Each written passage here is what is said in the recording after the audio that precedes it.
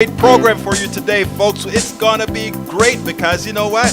I'm gonna tell you guys something. As soon as brother Tori gets that music down, I am gonna tell you guys something magical. I'm gonna tell you about the show today because I like to talk about my screw ups as well. I spoke to the guest that we're having in here last week, and he started to tell me certain things that were gonna be happening with the Democratic Party. And it's some stuff that was going to happen that he's going to talk about. And I said, hey, that is the community. You need to come into the studio and tell me about it. This event is going to be happening on Wednesday. Come on in on Monday. And you know, this morning I get up and I'm preparing my show. And I forgot that I told this young man that he's coming in today. So he sends me a text and he says, is this the place? And I'm like, yeah. And then in my mind, I'm like, holy, you know what? He is here. With us in the studio today is the one and only political consultant extraordinaire, Jaime Rodriguez. How are you doing, my brother? Howdy, welcome. Thank you for letting me in, even at the last minute. That's okay. No, this is not at the last minute. You could have come and said, hey, I don't care what you're talking about today. You will get me in. This is more important. This is more, actually it is more important. Than all the world politics. Actually, it is very much more important because you know something that I hear you say all the time, and that is all politics is local. Yeah, that's true. That's true. And this is a very important local event that actually does affect the state and the nation. And so here's what I'd like to do, because I have the subject that I want to cover, okay, but I also want to ask you to tell us right up front, because, you know, people come in and go. Sure. So I want everybody to hear what Brother Rodriguez has to say here, Jaime. In a nutshell, Yes. The County Democratic Party of Harris County, which is Houston region, is having an election because our county party chair stepped down, so we're going to fill the remainder of his term with a special election. And before we do that election on March 19th, this week, March the 8th, on Wednesday evening, we're going to have a debate between candidates who are running to fill that seat. And I'll be moderating the debate, and so later today we'll talk about what that looks like. Okay. But the general public is invited. We'd love to have you, especially if you're part of a group, Texas Organizing Project or Swing Left or Moms Demand Action. We would really love for you guys to show up and ask your audience questions at the end of the debate. And you just come on over. And by the way, where is this going to be again? At the IBEW Hall over on Loop 610, which is very close to the Boy Scout office. You ever see that giant Boy Scout office, which is also kind of a funny topic for me. I was a national committee member of the Boy Scouts, and I always tell the Democrats, why don't we have a permanent office in Harris County? But that's another discussion. But anyway, let me give them the address. It's at 1475 North Loop West. 1475 North Loop West. And the only reason I know this is that I just begged for the address. Anyhow, in the studio today on engineering and phones is the one and only. You see, I have great people working here. You always have to love your folk with you. Tori, how you doing, Tori? Yo, good to be here. You know, I heard you also may have some folks calling in with some big-time information. Is that right? Oh, I met some folks at a political rally downtown yesterday, and they have a big plan for all this week, protesting Sarah Week, which is this big oil and gas and coal conference downtown at the George R. Brown. And so they've got a lot of activities planned this week. Well, I'm glad. I know they're giving a press conference, in fact, right now. I hope some one of them get a chance to call in because, what community radio has to be all about is keeping folks informed. I mean, when you have programs like the environmentalists marching in downtown Houston, and a lot of things happen in downtown Houston that our mainstream media don't cover because it's not in their interest based on the people who are paying them to cover this, which many times oppose many of the things that they're doing. So here you have a station, KPFT 90.1 FM, under the auspices right now, Politics Done Right, giving you this information. But anyway, folks, let's get busy. Today's topic, Julie Henderson on the internet. Welcome to Politics Done Right. Our topic today is, we reward those destroying us. Topic numero uno. Numero dos says, GOP absolves corporations from bad acts. And the last topic is, Chris Rock speaks. And y'all going to say, what is Chris Rock doing on your show? talking about, and you do all serious politics. Isn't that supposed to be serious politics? Of course it is. So that's the reason I'm actually going to start with Chris Rock. Good. Yeah.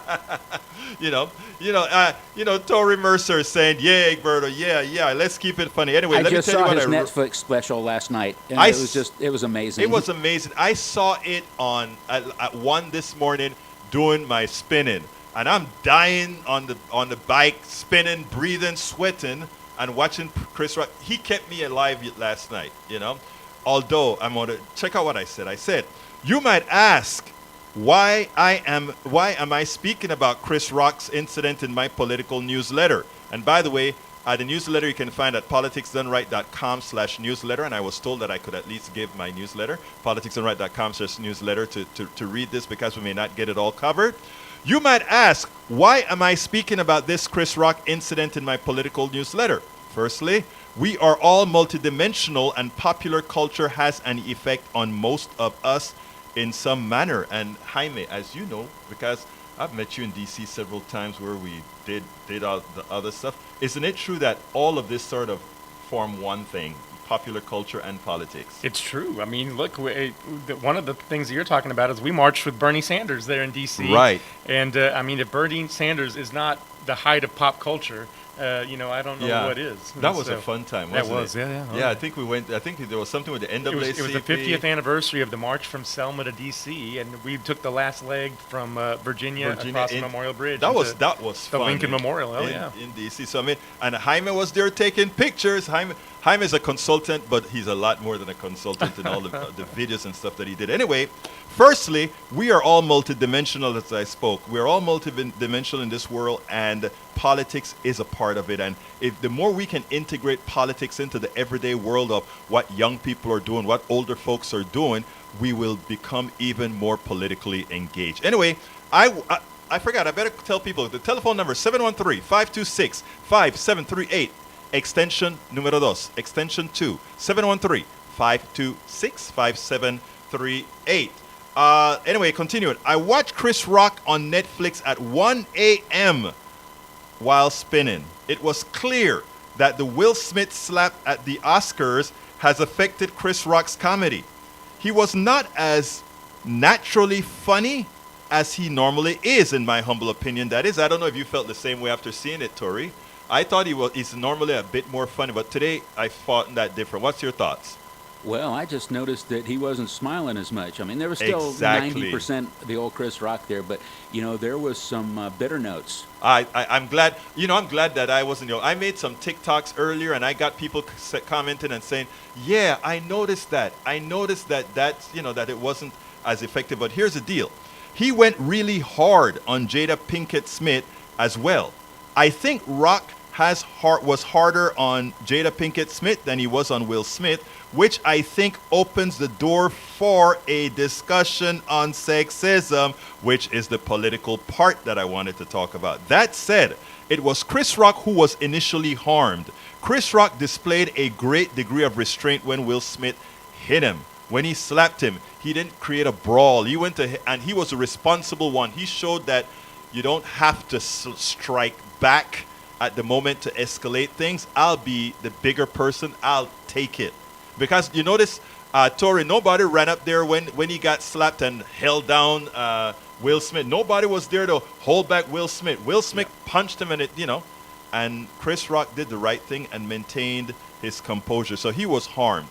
The one caveat, or the one thing that I saw that I think all of us, those of us who are men, those of us who carry the male genes, I don't care what's happening between Chris Rock, Jada Pinkett Smith, and Will Smith. I think we have to be cognizant that somehow when there is any kind of mishap that a woman is involved and a man is involved, that somehow the woman gets the biggest part of the brunt. Because if you take a look at the end, and he did this at the end of the show, he was extremely hard on Jada Pinkett Smith, and I'm not defending her, but it shows the same kind of sexism we see in today's politics. The way Hillary was treated versus others, the way, and it's not a Republican or Democratic thing. Women just seem to take the brunt of much more than men do. I brought Chris Rock into the fold here because I want to tell my male brothers, my male part holding brothers, we have to be careful. Even when we are harmed, we have to be careful in the way we address these issues relative to women. Because again, like I said, Chris Rock was the one that was aggrieved. But at the same time, when Chris Rock lashed back, yes, he lashed back at Will Smith as well, but he was much harsher on Jada Pinkett Smith. And Jada Pinkett Smith wasn't the one that slapped the you-know-what out of him. So let's be cognizant about that. Anyhow, Senor Rodriguez, tell us a little bit about what's going on with the Harris County Democratic Party, and where are we at? Why do we need a new chair, etc.? Yeah, it's a good question. Just some stats before we explain what's happening. Harris County has a population that's bigger than 27 states in the country. Right. And we have no senators in our state that represent us. As a Democratic county, we have no senators. Right. And there are 27 other states that have multiple senators, even though they only have one congressman. Right. Because they don't have the population to support one congressman. We have 5 congressional seats in Harris County. So it's a big deal, this county. We have 4 state Senate seats. We have over 21 state House seats. A lot rides on Harris County. And in the state of Texas, of course, being the largest county, we actually account for 1 in 5 Democratic votes in the state of Texas. And so whoever leads the Democratic Party in this county, it's a very special position. It's a very important position, but it's also a tough position. And to top it all off, it's a volunteer position. And so let me stop you there, Jaime. Why is it a volunteer position? I think a county this important, a bellwether county, it seems sort of silly. I hate to use that word, to have a county chair that is not paid and being able to organize. It almost seems like it's a power play on the part of the system. And it's even more difficult than that. Not only do they not get paid, they don't have a stipend or a budget. So if they want to travel to D.C., for example, on behalf of the county, it's Right. out of their own pocket. And so, what's interesting though, when you create an organization, especially one that has volunteers involved, Right.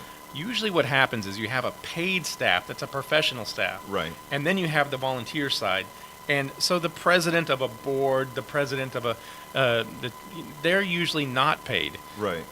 It's not actually that unusual for them not to be paid, but they usually have a budget. Right. They usually have a gas money at the very least, Right. to spend. And the reason for that is because usually the job of that kind of person, the executive or the chief, is a fundraiser. Right. That's they're meant to be the face of the organization. You're talking about the chair, The right? The Right. chair is meant to be the face of the organization, and they're meant to be a fundraiser. Whereas the paid professional staff runs the day-to-day budget and whatnot. That's the way it's meant to be. And the precinct chairs, so basically, you think of a precinct as a neighborhood in the county. They're over almost 1,000 Yeah, I'm a of precinct these. chair. Exactly.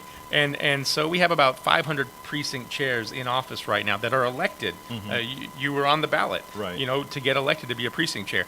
They actually are the ones that will be voting on the new chair because it's just to fill out the Right. seat.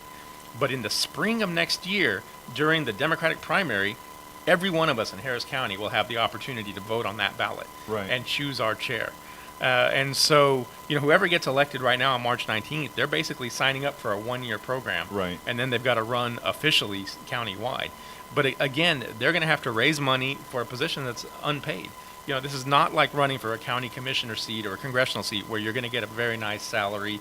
And, as a county commissioner, you get a $30 million budget. You can basically do anything you want with. This is not that kind of a seat. Now, how exactly then how can that actually change? So I think it is terrible. The precinct chairs have actually been very consistent on their messaging on this, and they're the only ones that can change the laws and bylaws of the county party in this regard. And the precinct chairs have actually voted down the idea of giving the chair any kind of compensation or money to do their job. So that suggests that the precinct chairs want a professional staff to be paid professionally. But that has also... Wait, I don't understand what you just said. You the said that... You would have an executive director, Right. and they would hire, let's say, a press communications director, press secretary. Right. So does the people that chairs have- want that on in the aggregate? Or are you saying the precinct chairs seem to want that model. Uh-huh. So they've been voting that way, but as implemented, it has not really been implemented that way. The volunteer chair who's been elected has usually taken the reins and been the one in charge, kind of putting the weight of the county on their own shoulders. And so do we have a director right now? we have had executive directors, and we've had very smart, intelligent executive directors, but not always people with a resume that looks like a professional director. So Right. even though they've done great jobs and they've fundraised and they've held events and all that, they don't necessarily have a background that suggests they're, if you come straight out of medical school, you're not going to be the chief surgeon tomorrow at the Right. hospital. Right. You need at least a good 10 years under your belt before you're going to be the this chief surgeon. And the same kind of thing is happening here, where if you're really going to be serious about running the county, you want people with a resume that remembers, at least remembers the first Obama election. And, if they can remember the Clinton elections, that's even better, probably. Now, as far as the Republican Party, do they operate similarly, or They have a similar organizational style, but the difference is Republicans, by and large, know how to pay their people, Right. and then they listen to the people that they're paying. Right. They're used to a lot. By and large, if they're business-minded people, they know how to hire consultants, and they pay them. And you're not going to pay someone your good money if you're not going to listen to them. Right. And so Democrats are not always that way. First of all, a lot of us are just either working class people or people that don't have a lot of business experience, and so we're not used to hiring consultants and listening to someone else. We're used to making it on our own by our pulling our boots up, and so it's a very different party, the Democratic Party versus the Republican Party. Well, you're generally an advisor and a consultant. That I heard you speaking to one of our engineers in here.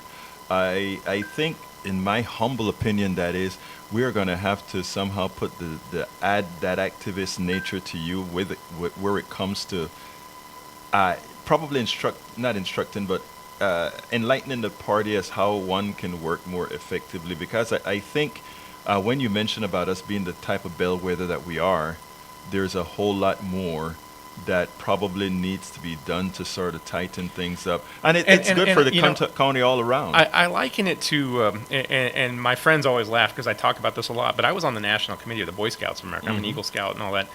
The Boy Scouts have a training continuum that is amazing. From the day that you sign up as a volunteer adult, and as a student, of course, there's a lot of training, but there's hand-holding all the way through.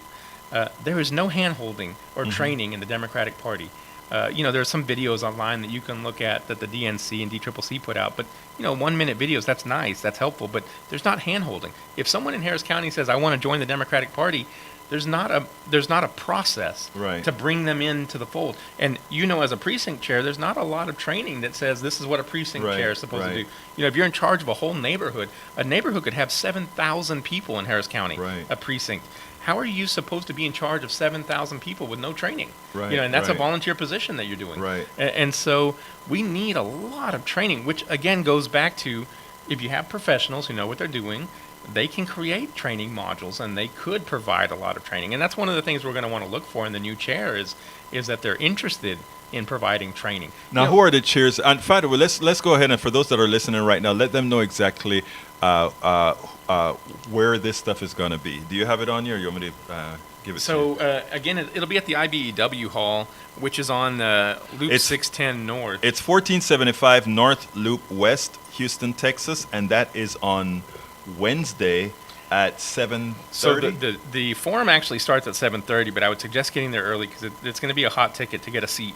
Right. So it's March 8th, which is Wednesday, at 7:30. But Jaime said to get there earlier.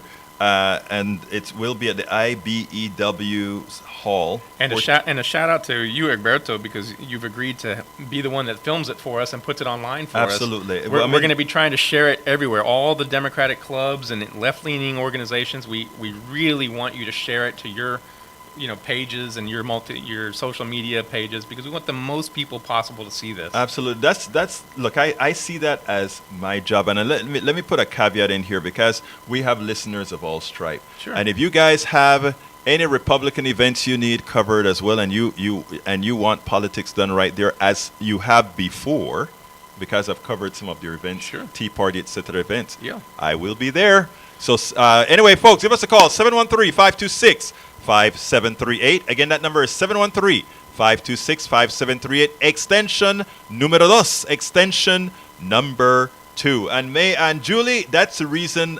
Julie's in the chat room. She's talking about just what I talk about. Women get politically, they are more affected than men quite often. And Julie, that's why I brought the Chris Rock case and spoke about, in as much as Chris Rock was harmed, we have to be careful that we don't, the way we dispense our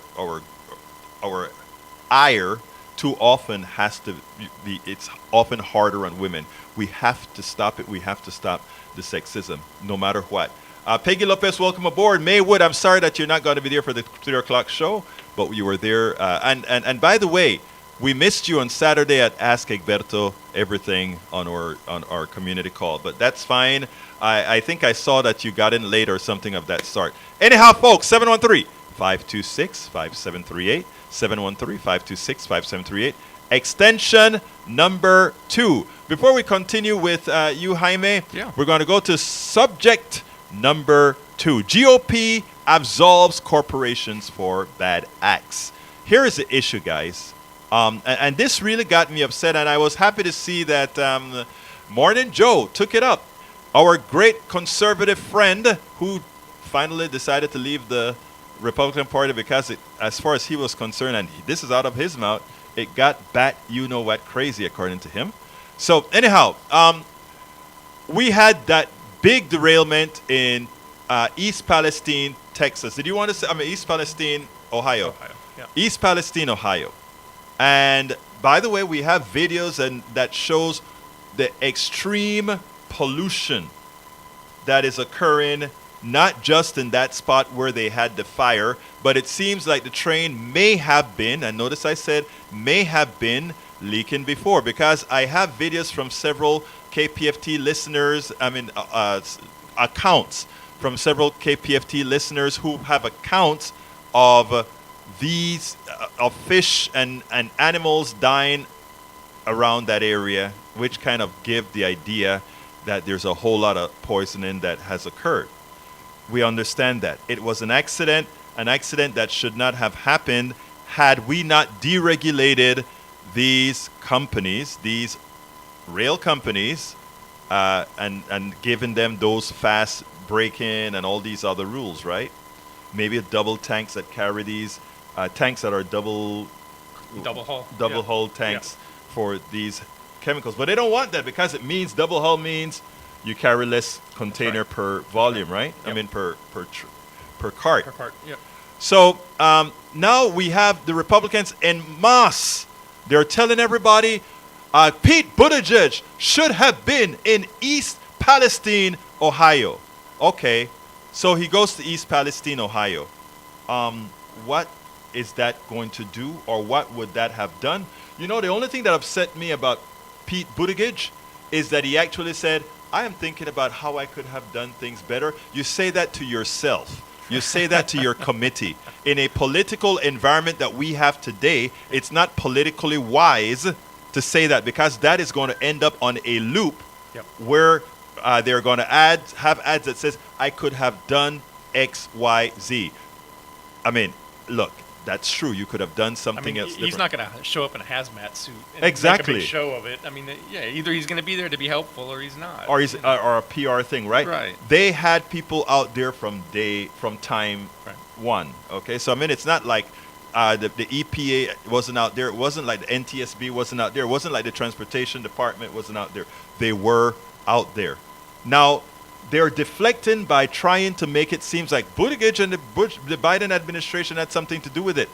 I get I get sort of upset that the pushback, except from Buttigieg, because Buttigieg finally went out and said, look, remember that under the Trump administration, you guys relaxed the break-in rules, right, which probably would have stopped when that thing overheated, when those the bearings overheated, could have stopped that train earlier before it got out of control and derailed because of the deformation of the metal. Okay? That, if you want to blame a government organization or a government official, I think you need to dial back all the way to the Trump administration that relaxed those rules. But that said, even Trump, I don't want to blame, because it was these organizations, Norfolk Southern, that paid the lobbyists, that paid the Congress people to relax these rules. So ultimately, what's the genesis of the problem other than the private corporation? The private corporation caused the problem. They are the ones who created the spills. They are the ones who paid not to have the break-in system that would have been necessary. So the Republicans, the GOP, the MAGA folks are trying to take one's eye off of the ball. We cannot allow that to happen. Neither the administration should, nor the common folk should. We ought to be smart about this. And it's interesting because that was the first subject to cover. The second subject was we reward those who are destroying us. But let's go ahead and bring John in. And John, talk to me. How you doing, brother? I'm fine, Egberto. How about you, my friend? I am doing fine. Talk to me, my brother. Well, I'm another unfan of Hillary Clinton. Yes. And they have a thing where her former employees talked about how she treated them, mm-hmm, and there were like 20 or 30 of them there. And they all complained that she was rude and mean, wouldn't take advice or talk about anything, and really berated them and mistreated them. So I'm not a fan of her at all. Okay, let me stop right there a second. Okay, I am not a fan of Hillary Clinton, but I respect Hillary Clinton. Let me explain. I am not a fan of Hillary Clinton because she doesn't share my ideology. But that's my ideology. But as an accomplished woman, I respect her. I am not a fan of Biden. I personally voted for Biden because I thought he was the best. Me too. I voted for Hillary too. Okay, you see. So John, and I'll jump in here because I lived in D.C. through the Clinton years, and I actually lived across the street from the Watergate building for 20 years, and so I came home one day and there were news media bans back in 1997, right? And I thought maybe Bob Dole died or something, someone famous that lives in the building, but no, they were staking out this young intern named Monica Lewinsky, right.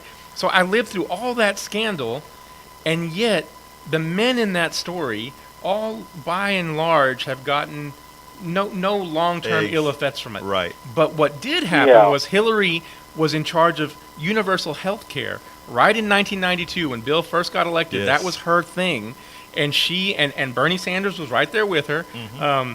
And they were trying to do universal. From that moment forward, the GOP had it out for her.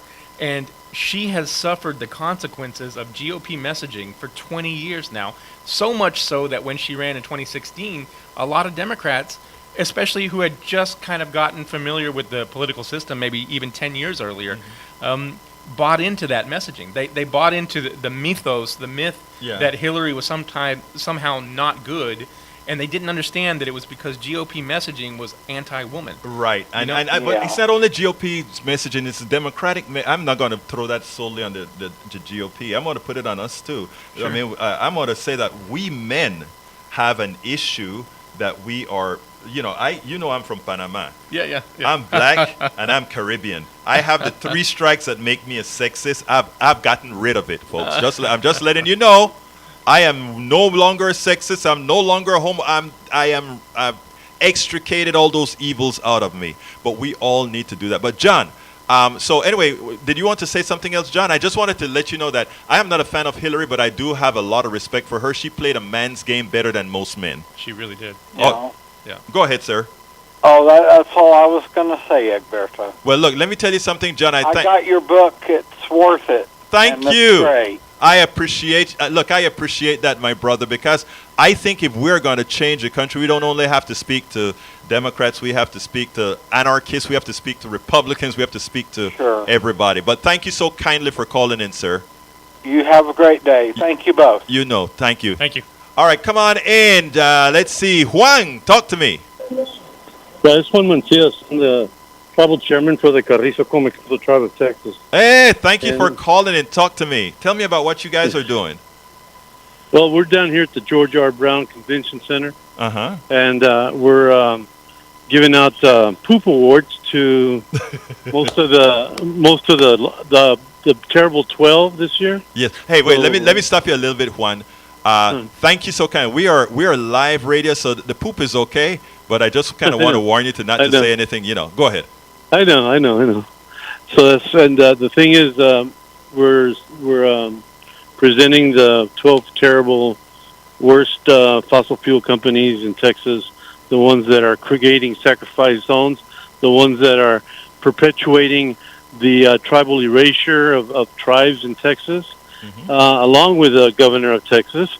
And so we're really trying to bring a message out that we need to have better education, better history, and better understanding of what they're destroying. A lot of our villages are along the Gulf Coast and along the rivers, like in the Rio Grande. Our creation story actually is at Boca Chica. That's where our first woman was born, and then of course what was left over, first man was created. So that's. And then on Wednesday we're going to have a parade out here.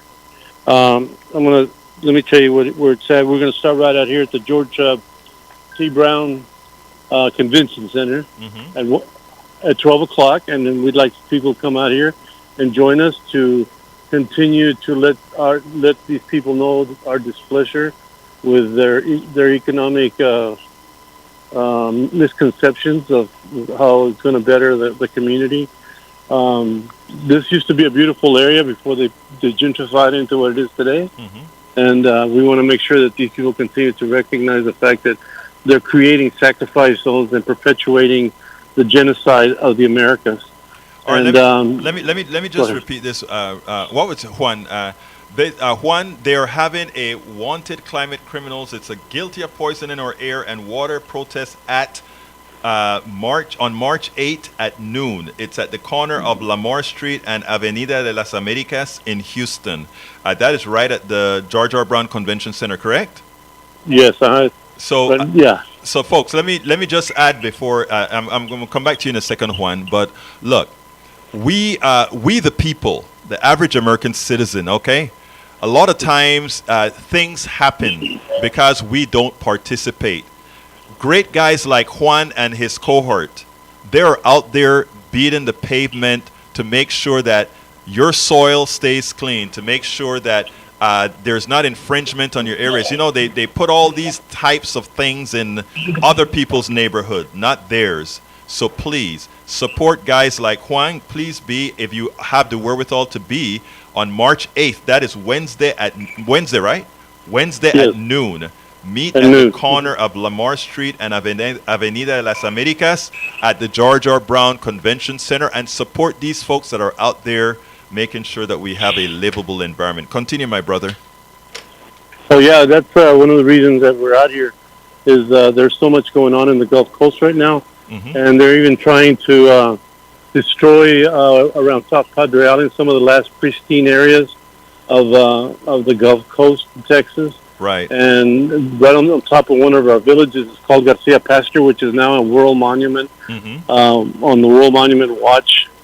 So sites, and it's also a National Register historic site. Mm-hmm. And they're trying to build Texas LNG right next to it, and the Rio Grande LNG right next to it. Oh wait, are you serious? They're building an This, LNG. this is right outside of the city of Brownsville. For those of you who are not Yeah, familiar, it's yeah. the southern tip of Texas. where My he's talking God, about. I didn't know they were building an It's a LNG plant out huge. there. It's a huge climate issue down in South Texas. Yes. Wow, thank Yeah, you for the- bringing that to our attention, Juan. No problem. I mean, but that's one of the problems that's going on right now, is that they're doing things without consulting. Just because they waived the 28 laws against the formation of that wall down there, that was actually all environmental, but two of them were directed at Native Americans, which is the Native American Graves Protection and Repatriation Act, and the other one is the American Indian Religious Freedom Act of 1978. They have waived that so they can do whatever they want in these areas. He's talking about building the wall Yeah. on the Rio Grande River. Right. And there's Native American sovereign territory there that Yeah. the American government has just built the wall anyway. But they can't. That is illegal. So you say, but so the GOP does not agree with you. And Wow. so, yeah. Yeah, you see, these are things that we have to bring. And that's why. Look, I don't hear this on. I mean, they may give a 10-second story on ABC, CBS, and NBC, but we don't hear it in detail. So anyway, sometime I may want to get you in here so that we can talk about this in more detail. Okay, Juan? Sure enough, thank you. Anyway, anything else you want to add before we go to the next subject, Juan? I know, just make sure that we can talk to these people about rescinding those laws that are all environmental, All right. and the ones that are directed straight at the Native Americans. My brother Juan with CERA Week. Thank you so kindly, my brother. All right. You have a wonderful day. You know, in Texas right now, Yes. of course, oil and gas is king, and Texas was the oil producer of the world Right. Until the 1930s. It wasn't the greenback that ruled the world; it was the oil Right. dollar, the price of oil, Texas crude. Right. And so Texas has a history of oil and gas. We get it, but it's also the energy capital of the world at this point too. And that's not just oil and gas. That is all the alternative energies are here in Texas, and they could be expanded.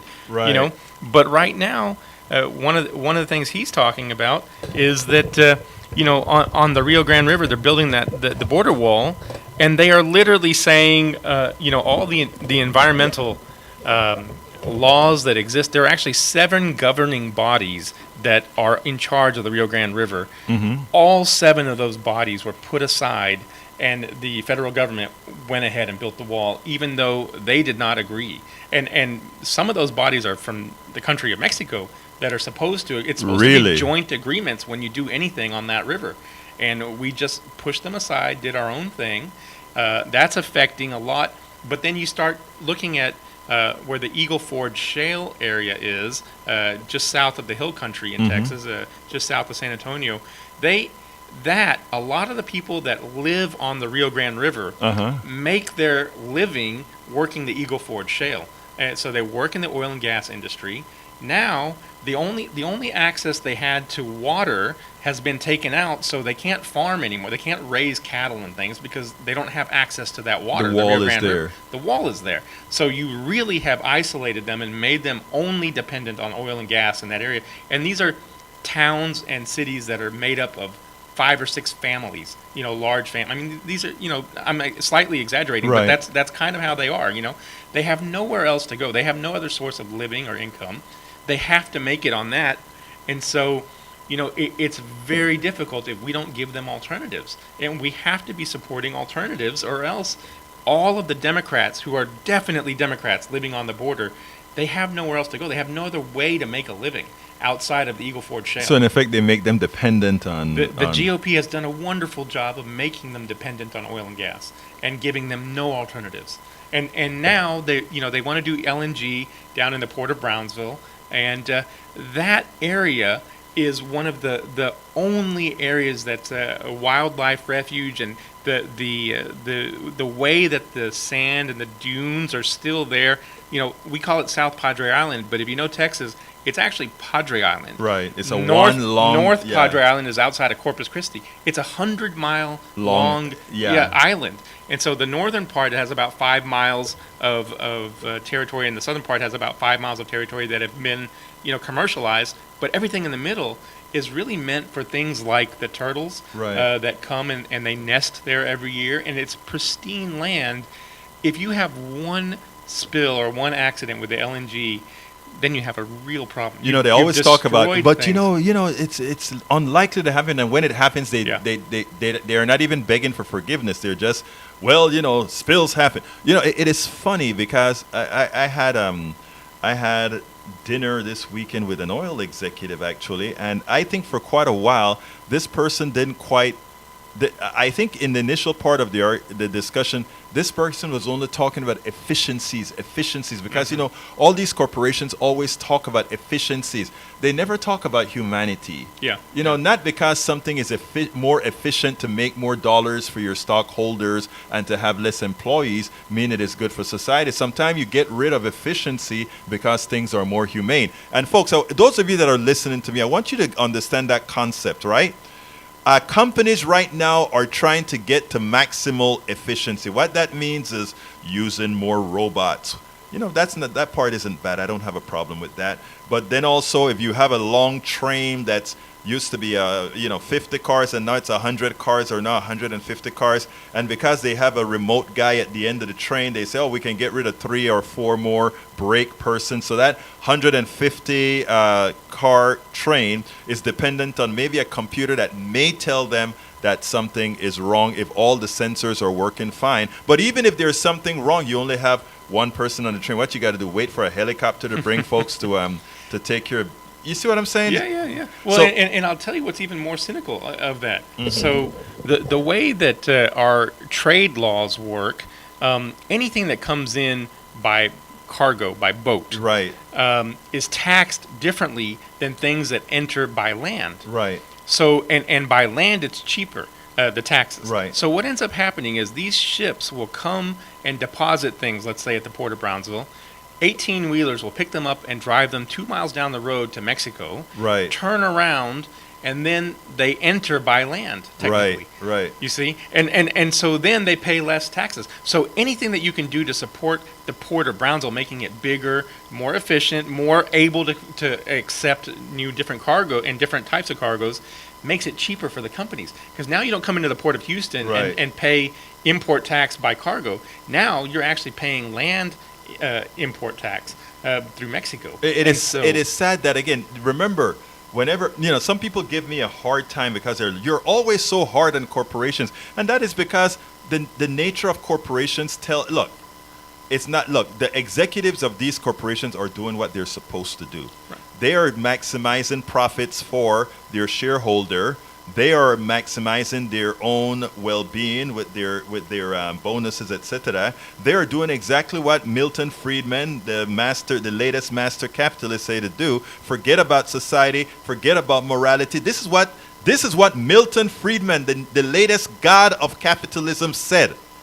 You corporate executives, you owe nothing to people. You owe nothing to society. You don't be talking about women's rights. So you don't be talking about environmental rights. You forget about those issues. Your sole purpose is to maximize the profits for your shareholders. I didn't say it. Look it up. Milton Friedman said it. So all of my listeners who are always defended, I'm not talking about most, I'm saying the ones that are always defending the corporations, remember that. It is written that you don't count. Remember that. Their sole purpose there's efficiencies. Let me tell you something, Jaime. This is what drives me crazy, right? A company gets very efficient. They build robots so they lay folks off. They get trains that are longer and they put a computer at the tail end of that train and they lay off 3 or 4 or 5 or 6 employees, and they don't give them sick pay because they want to make sure that they have to be there, etc., etc. I mean, sick leave because they want to make sure that they're there, etc., etc. So all these efficiencies we created, and the efficiencies also mean more money is made in profits. Instead of us getting a shorter work week because we created the efficiencies, we work the same, just less of us work. Those that don't work are now dependent on the government for our taxes for those who work. The guys who make profits get their profits in the form of capitalization. Means, okay, we're not going to give you only dividends. We're going to buy back stocks to raise the price of stocks so that you get capital gains. And wait a minute, capital gains are taxed at a lower rate than dividends. Yeah. Folks, you're being screwed. Okay? And you know, you hear it all. It's funny if you even just watching TikTok and some of these kind of Facebook Reels and things, you see all these people advising business people saying, you know, the CEO of Exxon last year made $50 million, but the investor who invested big time made $500 million. Yes. And they say, you know, and so that's. It's better to be the investor than to be the worker. Yes. Is the way that they're saying it. Yes. And so you want to be the owner. You don't want to be the one working, you know? Yeah. But they're even laughing at CEOs of Fortune 500 companies for being workers. Yes. I mean, that's what's so phenomenal in today's age. You know, and you start to look at what is the trend in America right now for young people. The trend, of course, is that you want to be super famous online, Right. And the rewards are millions of dollars per month at that age group in the early 20s, Right. to be famous online, famous for being famous. I mean, Right. that really, we've actually come to that point. You know, when the Kardashians and Paris Hilton and all that started, they were actually models. It's Right. it's very hard work to be a real model and all that. The people that are doing it now, they're making millions for basically doing nothing. And that's the reward system we're building in America right now. Yeah. Whereas all the other countries in the world, they're building workers that know how to get things done. And you know, it's so amazing that you said that, because you know a lot of the young people are going to say, well, yeah, I know I'm just being famous for being famous, but that shareholder is just sitting on his butt. That's right. And he's not, you know, That's, he's that's just what they're training Americans to do. They're getting the work away. You know, Yeah. the work ethic is gone. Yeah. You know, it's gone. And they laugh at you for not being rich or not being whatever successful means, you know, and laugh at you for having to work for a living. It's amazing because you remember when Hillary Clinton was talking was debating Trump, and she talked about him not paying any taxes. He Yeah. said, that's because I'm smart. In Yeah. other words, those other people pay taxes. That's right. You know, what everybody is saying. Folks, we have to wake ourselves up. And, you know, I'm proud to be woke.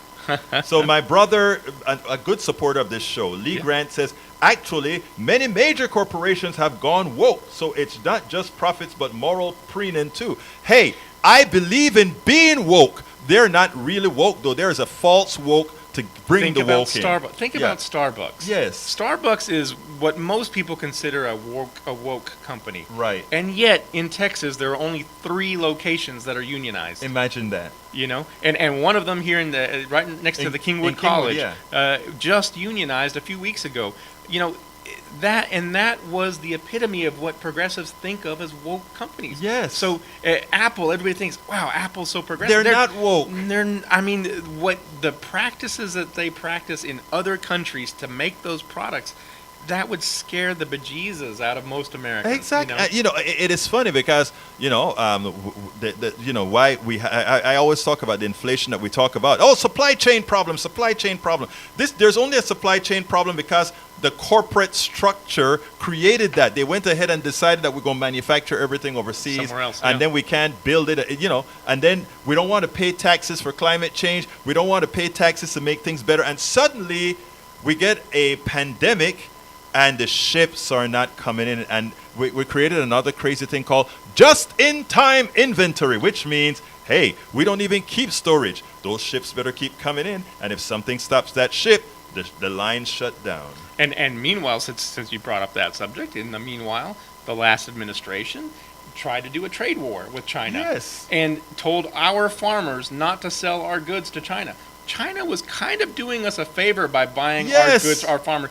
They can produce as much rice and wheat and whatever they want. And the Ukraine actually is one of the places that used to provide a lot of, which is why Putin and China and everybody's interested in Ukraine. But all of that is saying that our last administration started a trade war And we were on the losing side of that trade war. Our farmers have not recovered from that trade war. So now shipping containers come from Asia over here full, but we have no reason to send the shipping containers back there. We're not sending them anything. So they stack up empty in here. in Hey, they're building California. walls with it now, man. But it is true. 713-526-5738. If you want to say something real quickly, 713-526-5738. Extension numero dos. Extension number 2. 713-526-5738. But yeah, so I mean, the last subject that I had was called "We Reward Those Destroying Us" because it fits right in. Sure. And I always know, based on what we're doing, that we can connect all. Imagine we could connect Chris Rock to the Democratic Party in Harris County to what's going on in, well, check this out. We reward those destroying us. The reason we continue to have our environment placed in peril, our healthcare remains an immoral, inhumane mess, and our social safety net a disaster of inconsistencies, is that we don't reward excellence but gangsters. And I call them gangsters. You know, gangsters are the ones just taking your stuff, right? And that's what our economic system does now. It just take your stuff because they can, right? They do it with a smile, though. And they don't put a gun to your head. They use something that is a lot more effective. They enchain your mind. They enslave your minds. But anyhow, I've restarted our series called A Better Human Story with Andrew Schmuckler, and you'll start seeing that this week, which explores much of this. Andrew Schmuckler is an older guy from West Virginia. He ran for Senate in West Virginia, and he thinks he's very progressive. He's somewhere in the middle, but I love the guy because we have some good, healthy conversations. Well, at least he's trying. Yeah, but he's a good guy. I mean, he really wants a better world, and so he created this website called a Better Human Story, and I think it's important that we highlight those kinds of things from people who want to do things that are positive, you know. Sure. But anyway, this morning I read David Suzuki's article called "Stop Rewarding Destroyers of Our World and Punishing Those Defending It." He wrote the following: As of early February, police have made more than 90 arrests and dozens of detentions to facilitate construction of the Coastal GasLink pipeline in northern British Columbia, running up a taxpayer tab of more than $25 million, according to the Norwal. Francois Poirier, president of the CEO of TC Energy, which owns the project, was rewarded with $9.81 million in his first full year as CEO, including a $1.1 million bonus and share and stock option valued at $6 million. During the November COP27 climate talks in Egypt, more than 30 climate protesters were jailed in the UK, adding more than 2,000 arrests in a campaign that began in April. On January 17, climate activist Greta Thunberg and others were arrested for protesting the demolition of a German village for a coal mine expansion. On the same day, a Reuters headline read, "Big Oil's good time set to roll on after record 2022 profits." That was your money that you paid twice. It was your money that you paid to them, and as they pollute with their sulfides and other chemical pollutants, you also pay because they're not even giving you medical care in the United States. So you pay them twice, and they're investors in both the healthcare system and the oil system. So all your money is going to the same guys, folks. Worldwide climate activists and journalists and scientists have been arrested, jailed, silenced, and even killed for protesting to keep the planet livable for humans. Meanwhile, the top executives at 7 energy companies had an average increase in their compensation of more than 21%. While you pay 8% in inflation, they get the 21% increase compared with the prior year. In dollar terms, that was an extra $2.3 million for each executives, bringing the average package to $13.4 million. That is just to help you. Hey, that is money that you paid for that extra gas went into their pockets. Remember that. When you're defending these folks, remember when they're going home with all that extra bonuses and cash, that's your money. Don't forget it. Russia's invasion of Ukraine is driving fossil fuel profits to record highs as global average temperatures also break records. So we're still burning and heating the planet this gave us the perfect opportunity to change things. The rewards aren't just monetary. Former ExxonMobil CEO Rex Tillerson, who has dismissed evidence about climate change from his and other companies' scientists, was appointed Secretary of State. So they want to deny climate change as well. Anyhow, I can't read the whole thing, but I'm going to say we have a lot of work to do. The most important part of this work is earning the trust of most Americans who have been hoodwinked into believing a narrative of who we are and how we got here as the American society. We will create a truly equitable system, an egalitarian society we yearn for and must have. Only when we start changing our minds. We have to unenslave our mind. We have to unchain our mind. So I hope with this program here, Jaime, I hope to earn enough trust in people that they can, because everything I say, I always tell them, don't listen to what I say. Fact check what I'm saying. I have no problem with you fact checking me. But the goal is to raise people's awareness and let people know that they are already empowered with their vote to really make things happen. And how important is that local component of this? Rex Tillerson is a Houston homegrown boy. Yes. Rex Tillerson, the one we were just talking about, right, is from here. Right. Harris County really has a lot of effect on the world. So if you're growing up or if you're living in Harris County, you have actually more access to changing the world than a lot of people living in other places. The political climate and the political system here will allow it. But you've got to get involved. You've got to get interested. You have to be involved. You have to be involved. But look, Jaime, we only have a couple of minutes left. Yep. So let me go ahead and ask you to tell us about the county chair that's running. Do you have any names or you don't have any names right now? Well, we have a couple of names, but I don't want to announce them because there are still some others that might be jumping in the race before Wednesday night. Okay, so go ahead and tell us about the event. But the Harris County Democratic Party has an opening for the chair, and you are invited to come at 7:30 on Wednesday night is when the forum starts. It's at the IBEW Hall at 1475. That's 1475 North Loop West, which is 610 here in Houston, Texas. Just by way of landmarks, it's very close to the Boy Scout office, that giant building that the Boy Scouts have on Loop 610. Come out. I would suggest you come early, around 7 o'clock. It's going to be a packed house. You'll want to find a seat. The forum itself is an hour and a half long. The first hour I'll be moderating with my own questions that nobody has influenced me with or given me. They're my questions. And the last half hour, the audience, including the online audience, will be asking questions. Egberto's going to be providing us the online video and streaming. And so come out. I mean, the new chair of the Democratic Party is very important. You have an opportunity to hear this forum. And next spring, you are going to be voting yourselves in the Democratic primary for this person. And so, like I said, change begins here. The great thing to do is to show up. And it sounds like a great climate event at noon that day. So just come downtown and stay downtown. Yeah, have some lunch and then later on pop out there. Yeah. Yeah. Anyway, look, thank you so kindly, Jaime Rodriguez, analytico, political analyst. Thank you so kindly for being here on Politics Done Right with me. We're going to be getting out of here in 45 seconds. Folks, I want to thank you guys for listening. Please remember to share our program. Please remember to let folks know we exist. Please remember to support us. Visit our website, kpft.org, kpft.org. My name is Egberto Willies. This is Politics Done Right. And guys, do you know how I end this program? I'm going to tell you how. I normally say it this way. I am what? Out!